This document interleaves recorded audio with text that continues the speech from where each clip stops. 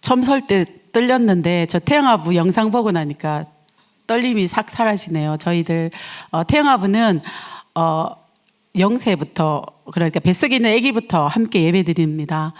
그러면 사람들이 아기들은 예배를 드릴 수 없기 때문에 엄마 아빠 위주로 예배드린다고 생각하는데 저희 태영아부는 아기들도 예배드립니다.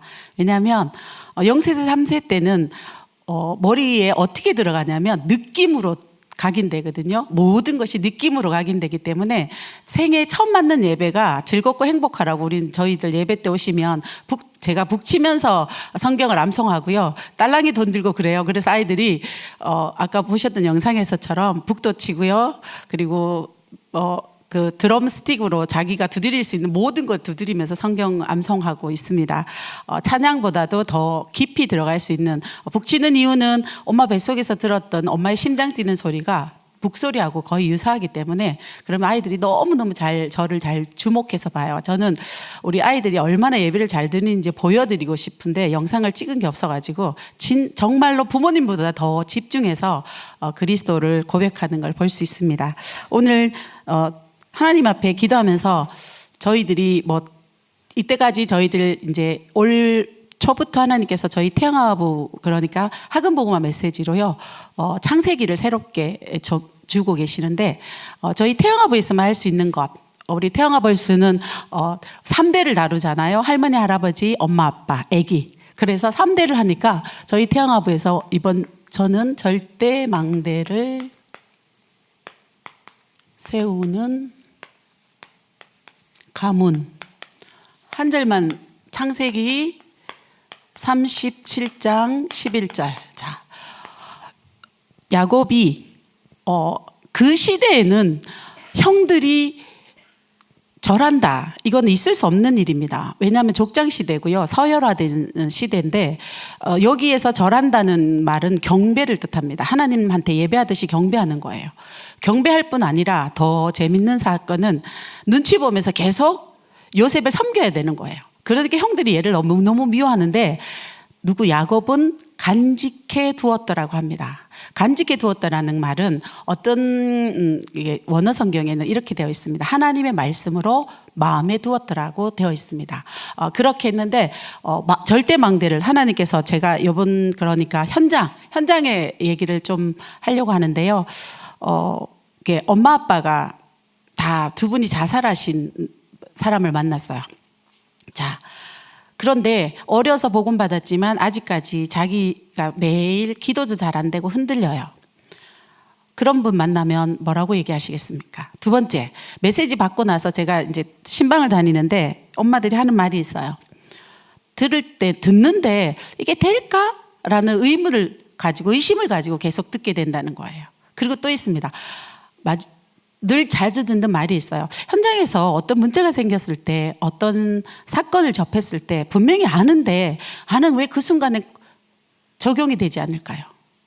분명히 말씀이 힘이 성화해지면 하나님의 말씀이 나를 견인해 가야 되는데 왜 그 순간에 늘 그 선택의 순간에서 실패할까요? 라는 얘기를 자주 듣게 됩니다. 왜 그럴까요? 오늘 여러분 저랑 하시면서 그 부분에 답을 가지고 가셨으면 좋겠는데요. 제일 중요한 거 우리는 절대 불가능입니다. 이 부분에 절대 불가능하다는 사실 앞에서 내가 인식되고 인지되어지면 그러면 우리는 새로운 눈이 열리는데요. 자, 첫 번째 우리는 다른 각인으로 이미 각인되어 있습니다. 창세기 1장 2절입니다. 제가 이번에 하면서 하나님이 제게 주신 말씀이고 제게 주신 응답인데요. 하나님 앞에 첫째 하나님 우리는 흑암, 두 번째 혼돈, 세 번째 공허. 자, 흑암은요 우리의 영적 상태입니다. 깜깜해요. 하나님 알 수가 없어요. 하나님 알 수 없어요. 두 번째는 마음과 생각의 상태입니다. 마음과 생각의 상태가 어떻게 되어 있습니까? 어느 게 맞는지 몰라요. 깜깜하고 답답하니까 눌려 있으니까 어느 게 맞는지 잘 모르는 상태로 제일 중요한 거 삶의 상태.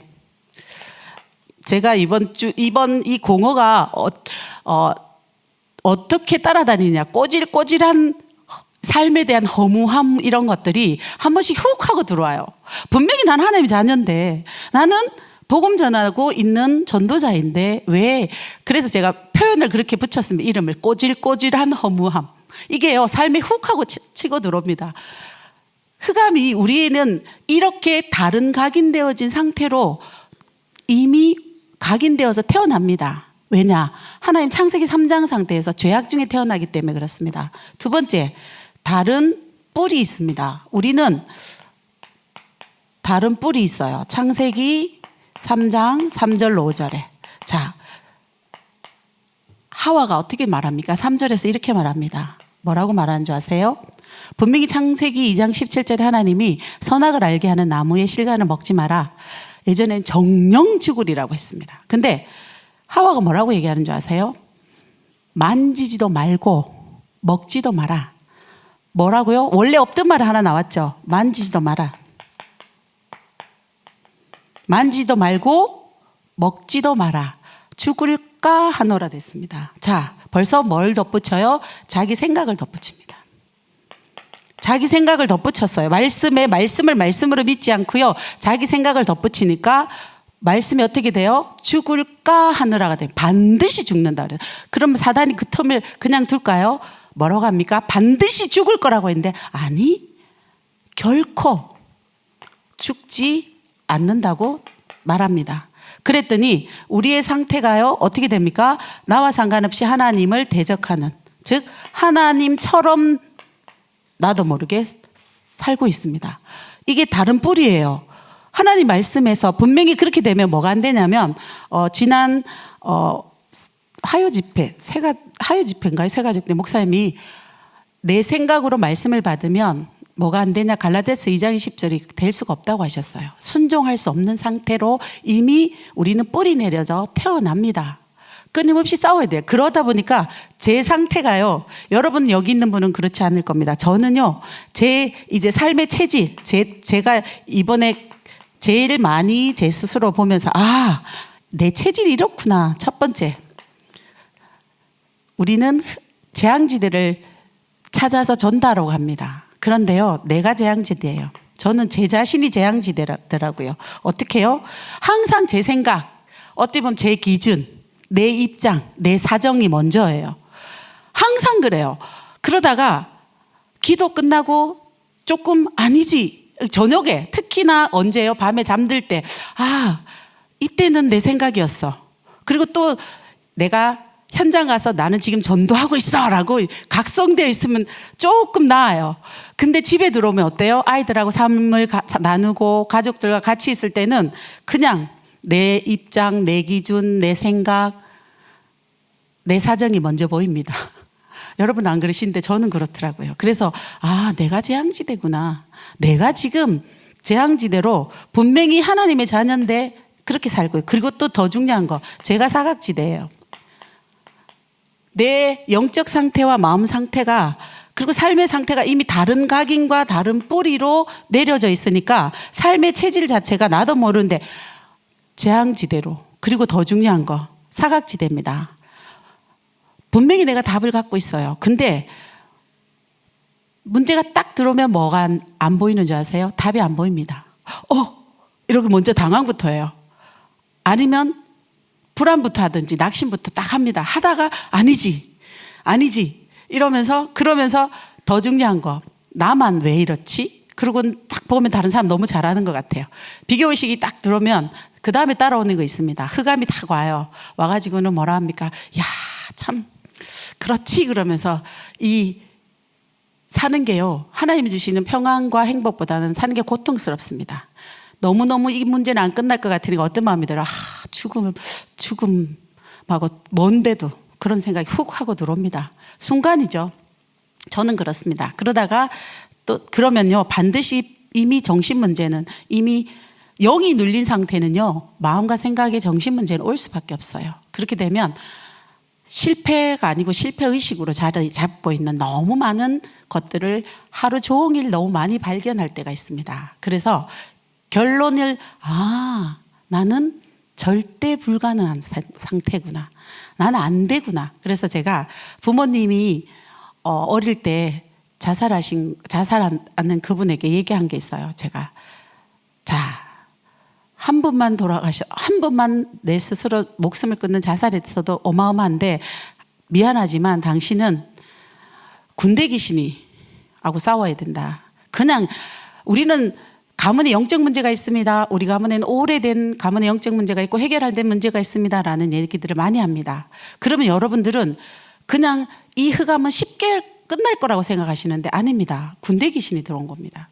그래서 제가요 그렇게 얘기했습니다. 한 2만 명하고 군대하고 싸워야 된다고 생각해라. 그러면 나는 어떤 상태냐? 나는 절대 불가능하다는 걸 깨달아야 되는데 뭐가 안 되냐? 왜 안 되냐? 첫째, 2만 명의 귀신들이 어디부터 산다고 생각하십니까? 여러분들은요. 영적인 존재입니다. 마음과 생각이부터 삽니다. 그러면요, 뭐가 안 되냐? 생각이 멈춰지지가 않습니다. 밤에 잘 때도 생각이 멈춰지지 않기 때문에 잠을 깊이 못 자고 잠을 못 자요. 정신적으로 문제 있는 사람들 불면증에 많이 시달립니다. 왜요? 생각이 너무 빨리 돌기 때문에 흐름을 잡을 수가 없어요. 생각의 흐름을 자신이 붙잡고 싶은데 안 돼요. 제가 그래서 생각이 200km 이상 달리는데 어떻게 기도가 됩니까? 하나님을 바라보고 싶지만 예배 때 생각이 너무 빨리 흘러서 하나님의 말씀이 들어올 틈도 없습니다. 성경에 이렇게 기록하고 있습니다. 학개서에서 뭐라고요? 달려가면서 볼 수 있도록 말씀을 어디에요? 돌비의 색이라고 하셨습니다. 돌비가 아닙니다. 우리 신비의 하나님의 말씀이 단 한 성구라도 새겨져 있으면 나를 멈출 수 있습니다. 그런데요, 내 생각은 절대로 내 마음대로 멈춰지지가 않습니다. 그래서 약도 먹어보고요, 별거다. 그래서 저한테 같이 걸어가면서 조용히 하는 말이 있어요. 저 죽으려고 여러 번 했어요. 그게. 그런데 안 죽어졌어요. 그래서 제가 안 죽어지지. 영세전에 하나님께서 영적 문제가 많든 적든 절대망대로 이미 택해서 이 땅에 보냈는데 죽고 싶어도 못 죽어요. 살아있는 거 감사하면서 뭐 해라? 그래서 제가 첫 번째 물어봤습니다. 처음 하나님이 당신 불렀을 때 중계 있을 텐데 그게 뭔지 아냐? 그랬더니 정말 아무것도 안 될 때, 정말 낙심됐을 때 하나님이 나를 딱 붙잡는 게 있다. 그게 뭐냐 물었더니 주기도문이라고 하더라고요. 그래서 제가 그래서 오늘부터 가서 주기도문 해라. 다른 거 하지 말고 시간만 하면 하나님 내한테 첫 번째 준 그거 언약 잡아라. 그게 당신 천명이다. 우선에는 생각이 천천히 흘러가야 그 틈에 말씀이라도 주지. 지금은 나랑 말씀 아무리 해봐야 말씀 하나도 안 들어간다. 한 단어만 들어가도 살게 돼 있다. 왜? 생명이기 때문에. 하나님의 말씀은 능력이기 때문에 한 단어만 들어가면 살지만 그 단어조차도 들고 들어갈 틈이 없다.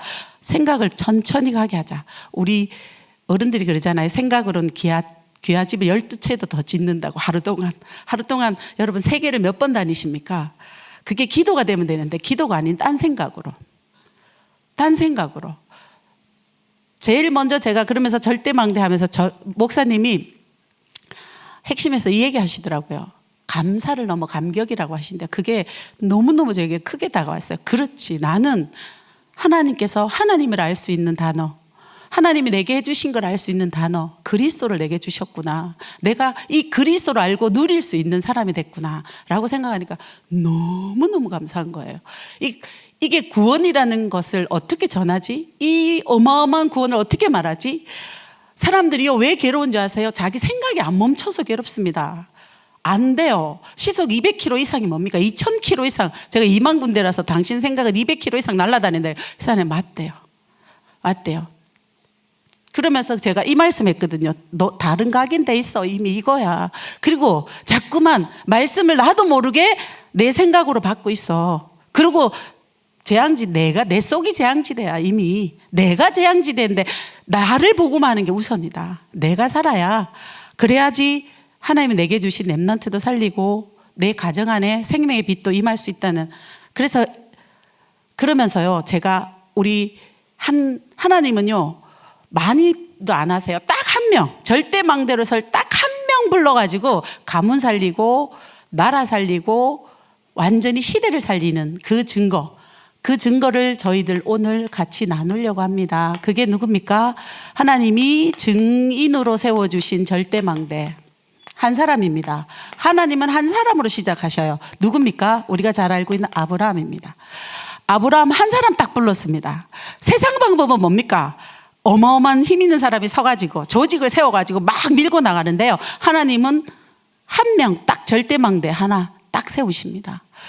본토와 친척과 아비집을 떠나라고 했던 이 아브라함을 통해서 하나님 뭐 하신 줄 아십니까? 여러분, 아브라함이요, 이 절대망대 세운데 아브라함이 제일 잘한 건 제자 사역입니다.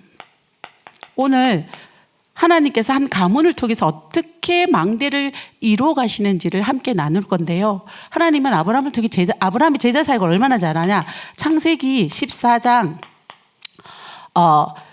14절에 보면 집에서 길리우고 훈련된 318명이라고 했어요. 그냥 아니에요. 집에서 길리웠대요. 훈련됐대요. 그리고 더 중요한 거 14장 17절에서 20절까지 보면 멜기세덱 반차의 11조 드리죠. 그럼 얘들 뭐 했을까요? 함께 예배했습니다. 아브라함하고 함께 예배했어요. 더 중요한 거 24절이죠. 14장 24절에 보면 뭐가 하나님이 이 아브라함이 이 318명에게 분깃을 나눠줬다는 성경이 나옵니다. 그리고 더 중요한 거 두 번째입니다. 아브라함이요, 누구를요? 창세기 우리가 너무 잘 아는 22장 1절로 18절에 누굽니까? 이삭을 누구로 세웁니까? 제자로 세웁니다. 자, 어떻게 해요? 히브리서 기자는 이렇게 기록하고 있죠. 뭐라고 합니까? 아브라함은 이삭을 죽여도 하나님이 살릴 것, 부활할 것을 믿었다고 했습니다. 그런데 중요한 거, 하나님은요, 이 아브라함에게 이스마엘하고 이삭을 줬어요. 그런데 언약의 백성과 언약의 백성 아닌 백성은 하나님 철저하게 갈랐어요. 이스마엘 쫓아냈거든요. 그러면 언약의 백성인 이삭을 왜 번제로 드리라고 했을까요? 언약의 백성인 왜 이삭을 번제로 드리라고 했을까요? 여러분, 창세기 3장은 이삭은 반드시 죽어야 됩니다. 언약의 백성이라도 창세기 3장에 걸려있기 때문에 반드시 죽어야 된다는 걸 누가요? 아브라함은 알고 있습니다. 그래서 하나님이 아브라함에게 뭐 합니까? 창세기에 보면 누구요? 이삭 대신에 뭘 준비합니까? 수양을 준비하셨다는 이 그리스도의 언약을 실제로 보여주시죠. 두 번째입니다. 그래서 이 이삭이 여호와 이레, 하나님께서 뭐요? 우리를 위해서 준비하신 그리스도의 언약을 붙잡고요. 그래서 아들에게 뭘 얘기합니까? 세 번째, 아들에게 얘기하는 게 하나 있습니다. 뭐라고? 대적의 문을 얻게 되죠. 대적의 문만 얻습니까? 그리고 또 한 가지 더 있죠. 내 씨로 말미암아 천하 만민이 복을 얻을 거라는 이 어마어마한 자기 아들 이삭을 제자 사역합니다. 자, 두 번째입니다. 세 번째, 그리고 또 한 가지 있어요. 저는 창세기 혹시 시간 되시면 24장을 꼭 좀 읽어보시기 바랍니다. 아브라함이요, 누구를 얼마나 제자 사역을 잘하냐면 아브라함이 자기 집에 318명 중에 누구요? 엘리에셀을 제자 사역합니다. 그리고는 뭐라고 하냐, 가나안 땅에 있는 여자를 며느리로 드릴 수 없으니 고향에 가서 누구를 찾아오라고 합니까? 하나님께서요, 리브가. 저는 제자 사역의 모델을 찾으라고 하면 창세기 24장을 권하고 싶습니다. 왜냐요? 엘리에셀은요, 아브라함이 명령한 걸 단 한마디도 어기지 않습니다. 리브가를 찾고 나서 그러거든요. 라반이 한 달 좀 쉬었다 가라 그랬는데 누가요? 아브라함이 바로 돌아오라고 했거든요. 그래서 그날 아침 새벽에 떠나서 돌아옵니다. 그래서요, 한마디도 그 아브라함의 말에서 어긋나지 않게 합니다. 그래서 하나님이 아브라함이요, 자기가 자기 집에 있던 사람과 누구요? 이삭과 리브가를 제자 사역했습니다. 두 번째, 그 다음에 이삭은 뭘 잘한 줄 아세요? 이삭은 영적 싸움을 잘 싸웠습니다. 영적 싸움을 싸운 증거, 창세기 26장에 이삭 얘기가 나오죠. 거기에 첫 번째입니다. 그는 여러분 다 아시죠? 100배의 축복을 얻었습니다. 그것보다 더 중요한 게 있습니다. 다툼이나 분쟁이나 갈등이 일어나면 이삭은 맞서서 싸우지 않았어요. 뭐합니까? 양보했습니다. 양보할 때마다 그는 무슨 축복을 받아요? 셈의 근원, 영적인 근원을 보는 축복을 하나님이 줬어요. 그리고 더 중요한 거, 여러분들이 르호봇. 자, 르호봇. 언제 이 르호봇의 축복이 오느냐? 영적 싸움을 승리했을 때 지경이 넓어지는 겁니다. 아브라함은요, 이렇게 본토 친척 아비집을 떠났지만 아브라함은 무덤밖에 없었어요. 죽을 때 나그네 인생을 살다 가거든요. 그럼 이삭은 로봇이니까 땅이 넓어졌으니까 자기 땅이냐? 아닙니다. 땅은 소유권이 없는 거주지만 넓어졌어요. 그 넓은 땅을 소유하게 했지만, 그러면 영적 싸움할 때 뭐가 넓어져요? 우리의 지경이 넓어집니다. 굉장히 중요한 말입니다. 우리는 영적 싸움 해야 됩니다. 그래야 우리가 보는 거 넓어지고요, 듣는 거 넓어지고요, 사람 품도 커집니다. 그래야 우리 지경이 넓어집니다. 그래서 뭐 할 때 이삭은 영적 싸움, 죽을 뻔했다가 살아났던 이 언약이 각인되어 있던 이삭은 영적 싸움을 잘했습니다. 그래서 하나님이 영적인 근원을 발견하게 하실 뿐 아니라 영적 싸움할 때 그의 지경이 넓어지는 누오봇의 축복을 줬어요. 그리고 더 중요한 게 있습니다. 이 26장에서 26절에 33절 보면 누구의? 이삭의 세계복음화가 나옵니다. 이삭이 아까 제가 얘기했죠. 거주는 하지만 소유권은 없었어요. 그러면서 넓은 땅을 차지하고 살고 있을 때 누가 와요? 블레셋 왕 아비멜렉이 그냥 혼자 안 옵니다. 군대 장관 비골이랑 행정관 아후삿 그렇게 데리고 옵니다. 그래서 이삭이 화냅니다. 왜 왔냐고.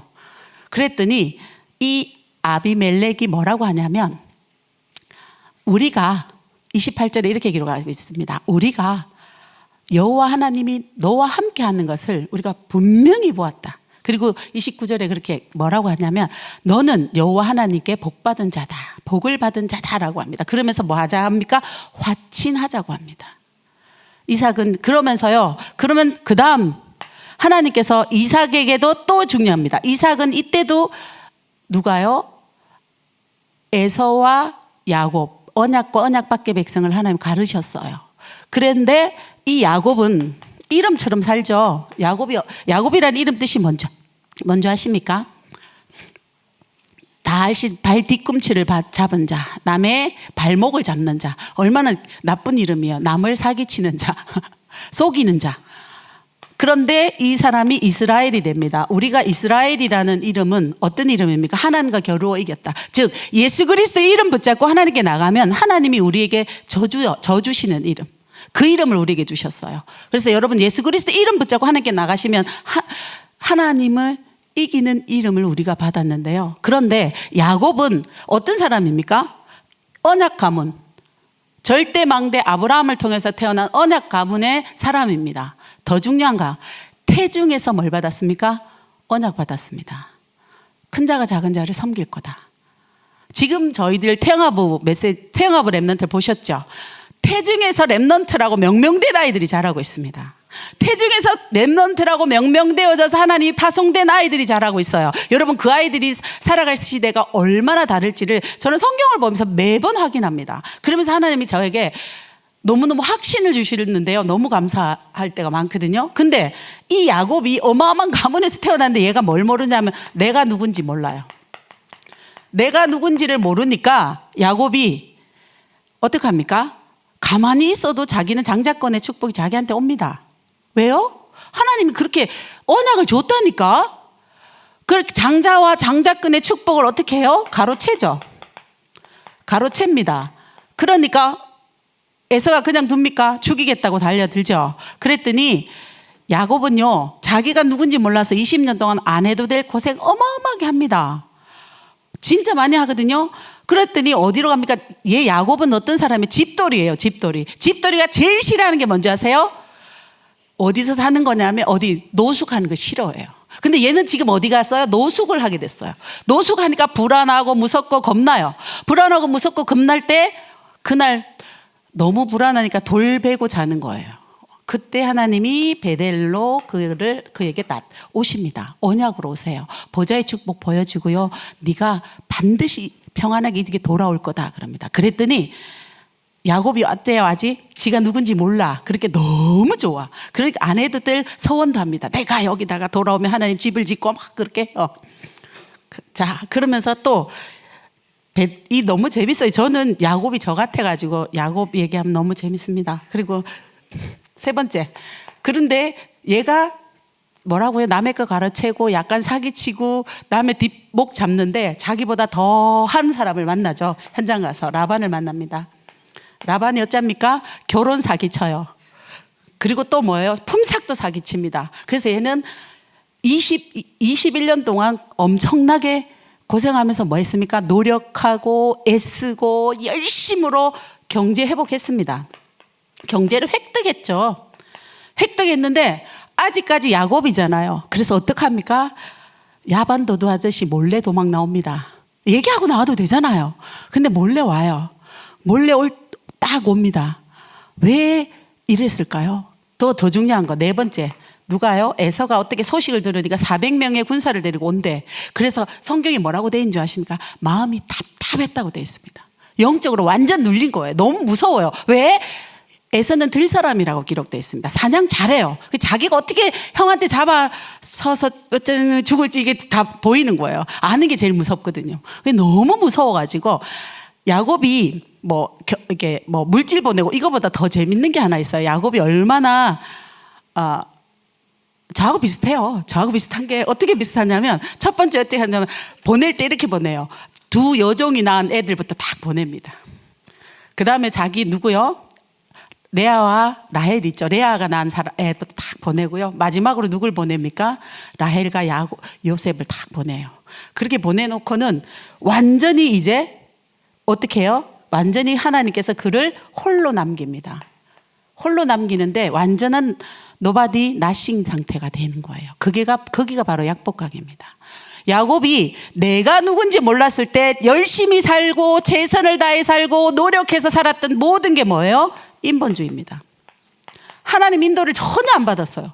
하나님 인도 받는 걸 몰랐어요. 하나님 인도 받는 걸 모르고 노력하고 최선을 다하고 열심히 하면 되는 줄 알고 그랬는데 계속 아내들 될 고생 속으로 계속 들어갔어요. 그래도 하나님이 그를 어떻게 해요? 약복강에다 완전히 철저하게 노바디 나싱으로 홀로 딱 남깁니다. 그때 하나님께 주신 게 그에게 주신 이스라엘이라는 이름을 주셨죠. 그가 이스라엘로 완전히 바뀌었습니다. 하나님께서 어마어마한 축복을 그에게 주셨는데 그러면 이스라엘로 바뀌었으니까 야곱이 딴 사람이 금방 되면 참 좋겠죠. 하나님이 이스라엘로 뭐라고 야곱이 얘기했냐면 내가 하나님을 대면하여 봤는데 내 생명이 보존됐다. 그래서 분엘이라고 이름까지 다 했어요. 그런데도 불구하고 에서가 와가지고 뭐라 그래요? 야, 같이 가자. 아직 형이 좀 무서워. 그래서 뭐 하느냐? 나는 요 세금 땅에 있을게. 형 먼저 가시라 하면서. 형 먼저 가시라. 하나님 앞에 자기가 뭐라고 서운했어요? 내가 돌아오면 여기 성전을 짓겠다고 베델 안 올라가고 10년 동안 세금 땅에 딱 눌러앉아 있어요. 10년 동안 뭐가 일어납니까? 딸 디나 사건과 대학살 사건이 일어나요. 그리고 나서 그가 베델로 올라가서 누구요? 오늘 37장 11절 말씀. 뭘 붙잡습니까? 형들은 시기하고 질투했지만 마음에 뒀어요. 자, 야곱이 제일 잘한 게 하나 있죠. 뭡니까? 제자 세웠잖아요. 누구요? 절대 망대 세웠습니다. 요셉이라는 절대 망대를 딱 세웠죠. 맞습니까? 마음에 뒀다고 했어요. 그러고요. 이 야곱이요. 이렇지만 하나님이 야곱 인생이 저의 인생이 이렇게 될 거라고 확신합니다. 창세기 46장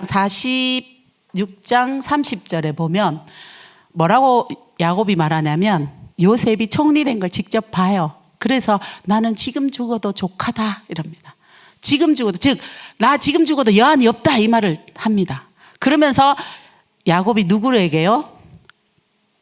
여러분 제가 이 시골 지금 저기 대한민국에 있는 제가 안산에 사니까 안산에 있는 아줌마가 미국 대통령 머리 위에다가 안수했다고 생각하세요. 해보세요. 그거는 천지개벽이 아니고 정말 이상한 일일 건데 근데 그렇게 했어요. 감히 일개 족장이 누구에게요? 바로 왕에게 안수합니다. 그리고 제일 중요한 거 세 번째입니다. 이 가문에는 하나님이요 아브라함과 이삭 때는 다 갈랐어요. 근데 이 야곱이 낳은 12아들은 12지파로 축복받습니다. 언약이 이 자녀들은 언약 안으로 다 들어옵니다. 한 명도 빠짐없이 언약 안으로 들어와요. 이거보다 더 큰 축복은 없습니다. 그리고 마지막에 죽기 전에 뭡니까? 12아들을 하나님 앞에서 마음껏 축복하고 갑니다. 그리고 더 중요한 거 창세기 37장 11절에 보면 창세기 37장 1절에 보면요. 여긴 무덤밖에 없었어요. 여기도 땅을 가지고 있었지만 뭐는 없었습니까? 소유권은 없었습니다. 근데 창세기 37장 1절에 보면 소유했다는 증거가 뜹니다. 거주라는 단어로 뜨고 있어요. 그러면서 거기 보면 처음으로 야곱 때의 가나안 땅에 소유권이 있는 땅을 가지게 됩니다. 그러면 소유권을 가지고 집성촌을 만들고 살아요. 그 말은 복음이 3대만 내려가면 그 분야에 정치, 경제, 문화, 그리고 뭡니까? 사회 모든 분야에 뭐가 나온다? 전문인이 나온다는 사실입니다. 이게 어마어마한 축복을 누가요? 야곱이. 자기가 비록 내가 누군지 몰라 인본주의 쓰고 성령 인도 받는 거 서툴렀지만 하나님께서는 그를 이스라엘이란 나라로 만들어 주십니다. 한 사람이 시작했어요. 영적 문제를 통해 가정을 살렸습니다. 이 영적 문제, 영적 싸움 잘하던 이삭이 가정을 살렸더니 하나님 야곱을 통해서 이스라엘이 되는 어마어마한 나라가 되어진, 지금도 이스라엘은 건재합니다. 세계의 모든 나라들이 없어졌는데 아직까지도 이스라엘은 살아있죠. 그리고 너무 중요한 거, 미리 본자가 한 명 태어납니다. 미리 본자 누굽니까? 요셉입니다. 요셉은요, 왜 불신앙할까요? 왜 불신앙한지 아세요? 사람들이 불신앙하는 이유는 딱 하나입니다. 안 보여서 그렇습니다. 하나님이 보이면 불신앙 안 할 건데 안 보이니까 자꾸만 나도 모르게 흑암 상태로 자꾸만 예전에 각인되어 있던 것으로 돌아갈 때가 있습니다. 그런데 요셉은요, 창세기 37장 1절로 11절에 미리 본 사람입니다. 꿈으로 하나님이 세계복음화를 딱 보여줘 버렸어요. 형들이 시기하든 말든 얘는 흔들리지 않습니다. 자, 두 번째, 창세기 몇 장입니까? 39장 1절로 6절에 하나님이 함께 하심이 뭐로 나타납니까? 형통으로 나타나서 어디요? 보디발의 밭에까지도 형통의 축복이 나타납니다. 그러면 함께 하시는 주님을 누가 봅니까? 불신자 보디발이 봅니다. 자, 보디발이 봤는데 여러분들, 이 보디발 집은 어떤 집입니까? 보디발은요, 뭐 하는 사람이에요? 시위대장 집입니다. 시위대장이라는 말은 바로왕 밑에 제일 최고의 권력자예요. 그러면 하나님이요, 이 요셉은 목축업 하는 사람으로서는 세계복음을 못해요. 그래서 하나님이 그를 꿈을 미리 보여준 다음에 어디로 보냅니까? 그 시대 최고의 강대국 애굽으로 보내죠. 방법은 노예가 가장 안전하니까 노예, 프리패스 할 수 있는 노예로 물건으로 보내는 거예요. 쉽게 말하면 사람이 아니라. 왜?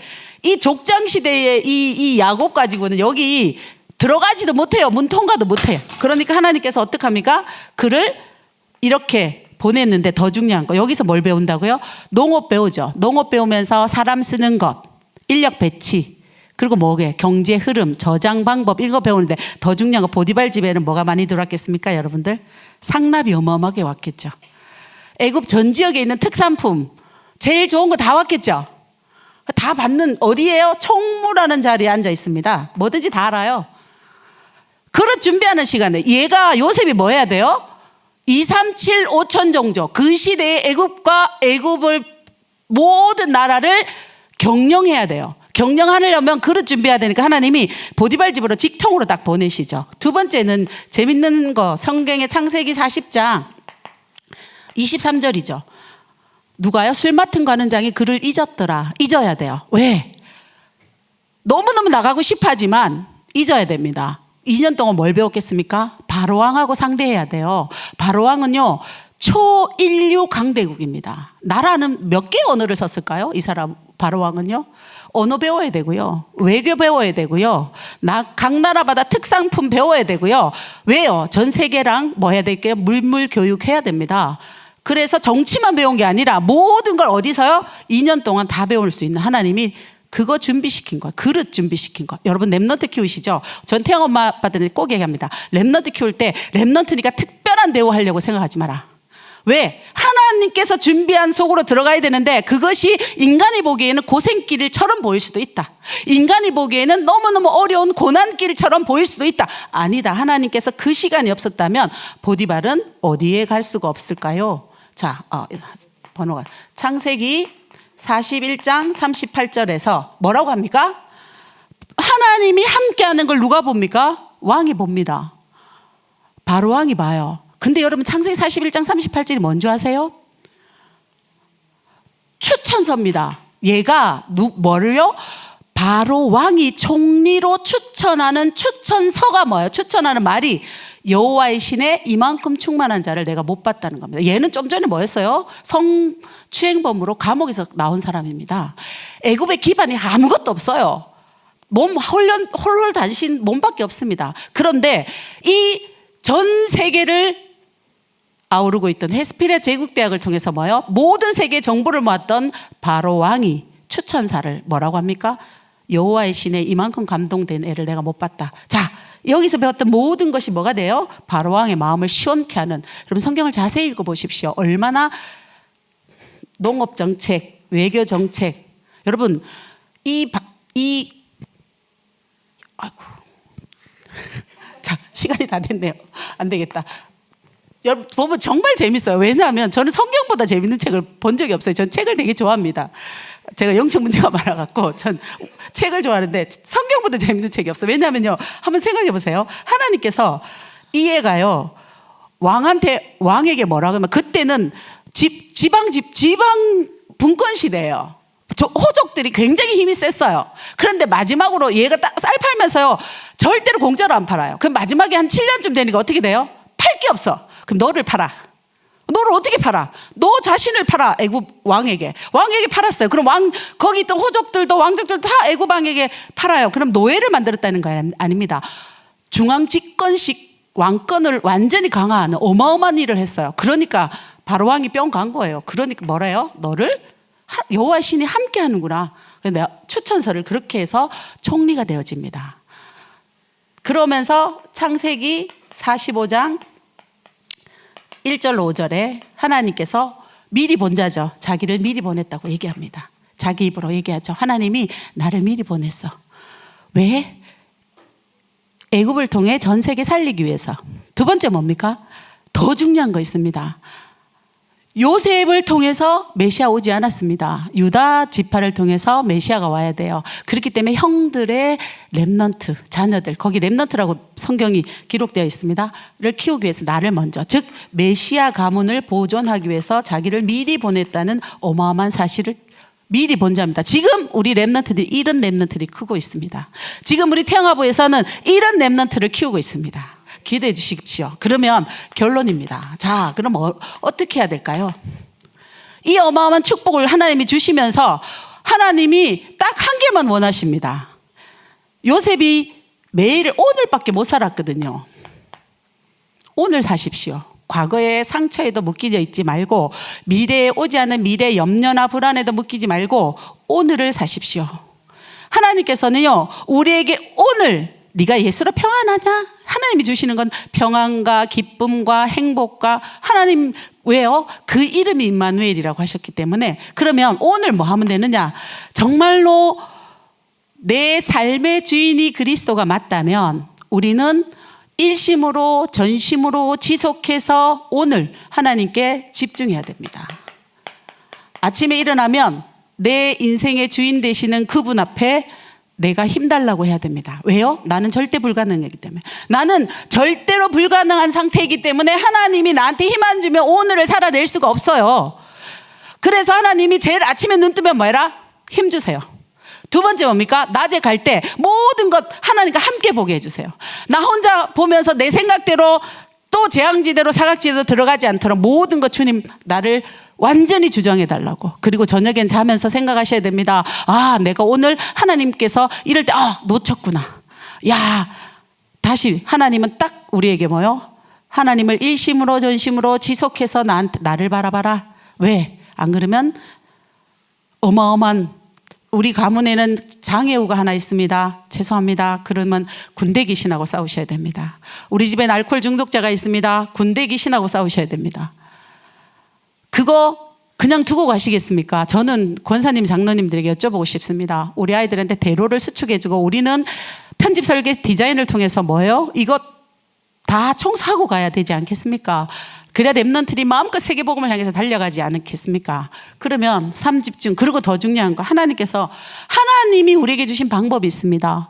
절대 주권을 가지고 생사화복을 주관하시면서 오늘도 구원의 역사를 이루시고 오늘도 말씀을 성취하신 하나님은 우리에게 당연한 것을 주십니다. 왜?